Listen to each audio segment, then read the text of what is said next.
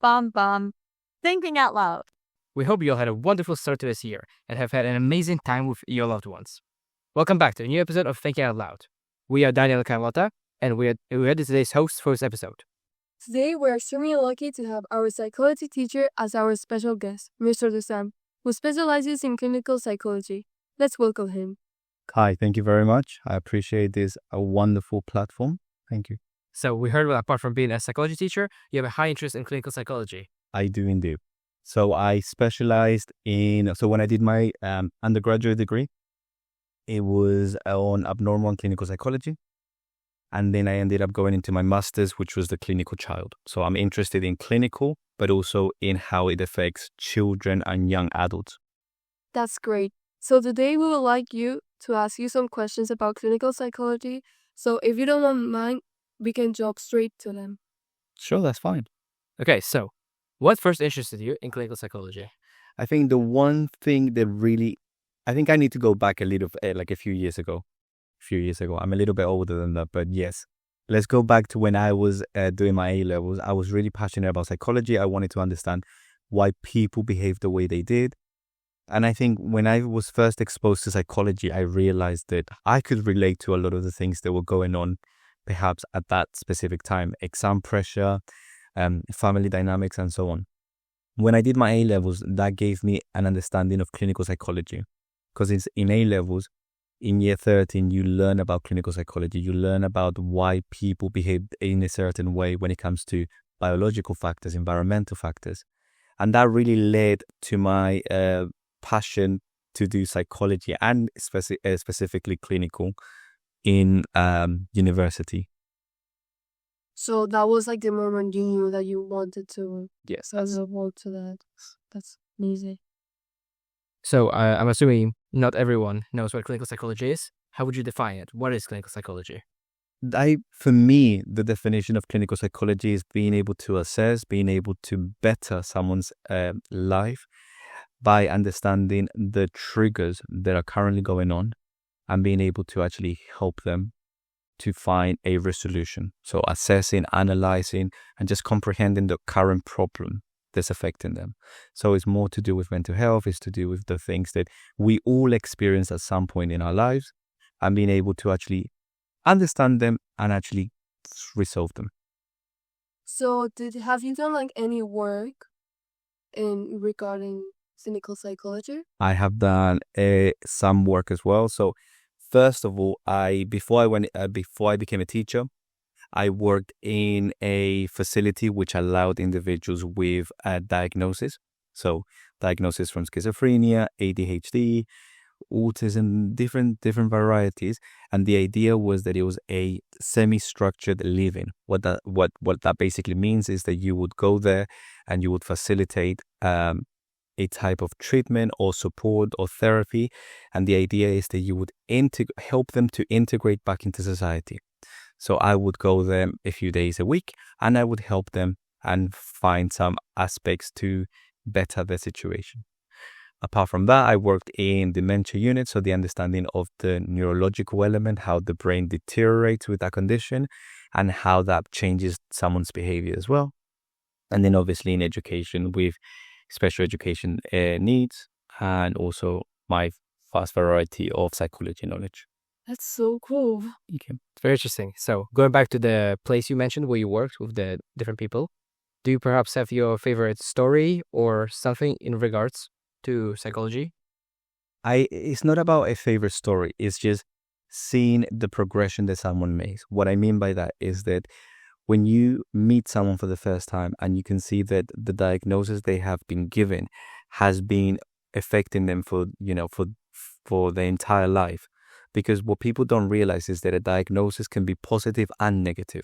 What I mean by that is that if someone gets diagnosed with schizophrenia, for example, or depression, the one thing is that they can get the treatment that is suitable for their condition, but also society can sometimes have stereotypes, have discrimination against it, which can actually affect them even more. So when I've met many people in my time and in my career, I like how I meet them with perhaps a low self-esteem, dealing with a lot of the prejudice that happens in society, but also the advancement. So what happens in the progression of that individual at the end of a treatment plan, for example. That's good.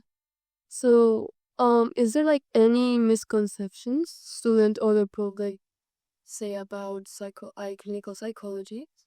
I think maybe the biggest misconception in general in psychology is that I can read someone's mind. I cannot read your mind. Just to put it out there, I cannot read your mind. But I think we are very observant. We observe a lot of the behaviors and things that perhaps don't seem like a big deal, but we have already seen it. We have already noticed it, and that helps. I think with clinical psychologists, that a lot of people don't really understand what clinical psychology is. And when we go into mental health, a lot of people don't really understand what mental health is. A lot of people use the word depression quite often. For example, the weather's very depressing. Yeah. I'm feeling depressed today, but actually they don't really understand what depression really is, especially when you have a diagnosis that says, I have depression. So I think that's the misconception, that people use a lot of the terminology that is applied in clinical psychology and mental health in a day-to-day basis without realizing the severity of those conditions, because it's something that you don't necessarily see. Exactly. Some people who may have depression may see themselves as, I'm happy today, but they don't show the world how they actually feel. So those things. Well, you already answered the next question about the labels of the diagnosis, so I'll ask a different one. Okay. Do you think today's increased awareness of mental health, like obviously we all know it's a good thing, but do you think there are any downsides to it? For me, it's always going to be positive. So in the case of having awareness and creating a platform that allows people to communicate and actually share how they feel, can help other people to just relate to it. But I do think that when you get diagnosed, it is that pressure to say, I'm a little bit, and this is based on what people have said, I'm a little bit different. But different isn't bad. Different makes you unique. And I think that's what people don't realize. But I also think it's more to do with society. Diagnosis, when we think about education, when we think about employment, a lot of people are really wary of saying, should I put in my application form that I have mental health or that I have a diagnosis? A lot of people, when they do applications for jobs, they really second guess whether they want to put that into their applications, because they don't really know if, even though that by law you are protected, but maybe some companies will say maybe no. So I think a lot of people still have that taboo element where they don't really talk about it freely because they feel like perhaps they're going to be judged. Okay, so moving on. Do you believe cultural differences make diagnosis more difficult or more worse? I do believe that culture plays a massive part in the diagnosis element. And that's why we have two aspects. We have the DSM-5, which is a diagnostic manual that allows us to understand people's conditions. And at the end of this, the latest version basically talks about cultural differences. And I'm going to give you a little bit of this story. In some countries, having hallucinations, talking to things, talking to people is normal. But if you come to like a Western society, that is deemed as being abnormal and perhaps being that you need a diagnosis for element. So yes, culture does play a big part, because when we think about just the differences worldwide, some people behave in a certain way because culturally that is acceptable. And I think, imagine right now, Daniel decides to go outside and he, instead of walking, he decides to crawl down the streets. How do you think that people would react to him? You think, but just quite negatively? Quite negatively, because in society, again, we don't see that as being like normal or like common, so therefore people are going to just stare at him. But different aspects could be normal and deemed normal in different cultures. I'm glad that I was able to make this one. So Thank you for such a good analogy. you're very welcome. So, last question from us is something which I'm personally quite interested in. How do clinicals, like psychiatrists and people who work in, like specifically in clinical psychology, how do they manage to balance empathy with potential boundaries? Okay, for anyone that knows me, especially as your psychology teacher, you know that I am not very emotional. I am someone who, when I teach, you know that I am there, I create my boundaries, and I think that was something that is applied when you have a case or someone that you are helping. Because you have to realize that a lot of those topics are very sensitive, things that perhaps you could relate to, but at the end of the day, that individual is there to get the support they need from a professional. So those boundaries have to be very clear. I am someone that I can share, perhaps I could see where you're coming from and I can try to build on that experience, but also in a positive way. But I cannot break down with you, because imagine that you have a clinician that's also crying whilst you're telling them that you're also very sad. It doesn't work. So you need someone who has been able to establish those boundaries, but also know that you feel safe. So creating that safe environment is what's going to allow them to open up to you. Yeah. Oh, that makes sense. Yes, correct. Yes. I have some questions for you. And I wanted to ask you a little bit maybe why you pick psychology. So if you guys could go back to year 11, why did you pick psychology? When you said, okay, what choices should I do? Why psychology? Well, personally for me, I have never done psychology ever, like not even close to it in in GCSEs or before that.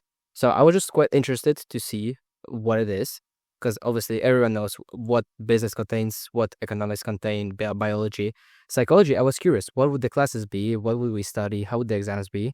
So I was quite intrigued by it. And when I started it, I really enjoyed it, since it's something I realize I'm quite interested in. And that is why in university I would like to continue with psychology, because I believe looking into the people, how they behave, their emotions, I feel like it's something very interesting and what no other subjects can offer. Cool. Can I just ask you, what is the degree that you're thinking of doing at university? Yeah, I just did a lot of research on that just now, so I can answer it perfectly. I will be going into sports psycho. I'll be firstly doing 3 years just psychology, applied psychology, and then I'll be doing a master's in sports psychology if I'll be able to find a good university for it, which will allow me to be a sports psychologist or perhaps football coach, something I'm quite passionate about. Amazing, thank you. And Carlota, same question to you. Well, personally, for me, I didn't thought I was gonna do psychology at first, but because I was in between global politics and psychology, and as both of them were like, as Daniel said before, something I never did before, I was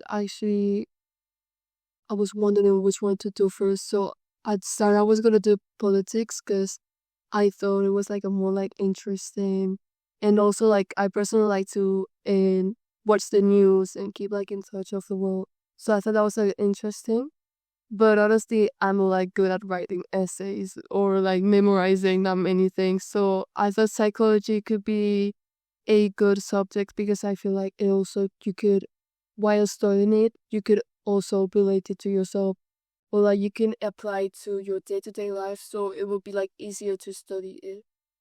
Okay, and then for both, the last question for you guys. If you had to choose a topic that you have learned in IB, what would you say is your favorite? A topic or a research that you have learned, or anything that you have covered that you have found interesting? That's a very difficult question. Personally, for me, it's something we just learned. For me, the whole topic of human relationships is quite interesting. I do not like the studies for them, but however, the content, I feel like it's very interesting because it is something which we see in day-to-day life. And for example, for me personally, when like I learn about the different models, the biological approaches to the social approaches, I can kind of see it in my own life, in my personal experience, which not only does make it more easier for me to remember stuff, but also I feel it's very interesting. That is for me, probably. I think probably for me, it could be maybe the thinking and decision making, or like the anchoring bias. Like, because, well, for one of the studies, I didn't really like, and up until this day, I still don't understand it, but I felt like it was quite like interesting. The two systems, about like system 1, system 2, made me realize that I mostly use system 2, as I really like to take my decisions like very seriously, and I like to like come up like with a plan with every single like worst case scenario and like my best case scenario. But yeah, and also maybe I could say maybe social identity, like one of the first topics we did. I just feel like it was I really liked the study for it because it was like easy to memorize. And also it was like very interesting how can people like conform to, even though it was like the wrong answer to it, how can people like change their whole personality and opinion just like to fit into a society? Yeah. Sure. That's really good. And then the last question to both of you. I know. Would you recommend psychology for other students if they are thinking of taking it? Yeah, Yeah. I think it's honestly, for me, I feel it's like one of the best like decisions I make. Not only because, well, not to brag about it or not to say anything, but I think like Mr. Dusan did a very good job of like being a teacher. Because honestly, I first of all I was like a bit scared like of the psychology because I knew nothing. So I was like, "Ooh, maybe this is not the right topic for me." Because I also did like some research and like I found out that we had to do like those long, very long essays and had like to explain a lot, and that's not really my like strong points. But yeah, I think it's a very interesting um subject to do, and it's also, apart from being that big complex at the start, you're still like you will get used to it, and then I feel like it's some knowledge that you will not forget like later on in your life, even though if you don't do psychology in your in the future. Okay. Yeah, I agree. I would say the same thing. I would recommend it, but the only thing is, I feel like the students themselves, they should know themselves, because in psychology, for example, I didn't know it at the start, but there's a lot of memorization, a lot of it, and I agree. and obviously the students know themselves. If they know they can do it, if they they have good memory, then they should 100% do it. Okay. But I'm not saying they shouldn't take psychology, because it's still, obviously it's still possible for them to do it. It will be much more of a challenge. But it is something they need to take into account when picking a subject. But apart from it, I feel like it's a very interesting subject to learn about. Well, how we mentioned multiple times, very applicable to real life. And I would say it is definitely very interesting to learn about. I want to say thank you for having me. I really enjoyed it. And thank you so much for being a wonderful host. And, thank you. We're also very honored for you to be here with us. Yeah. So Thank you for your time once again. We hope that all of our listeners have enjoyed this interview as much as we did. We hope that you have a great week, and we'll be seeing you in our next podcast episode. Thank you. Bye. you.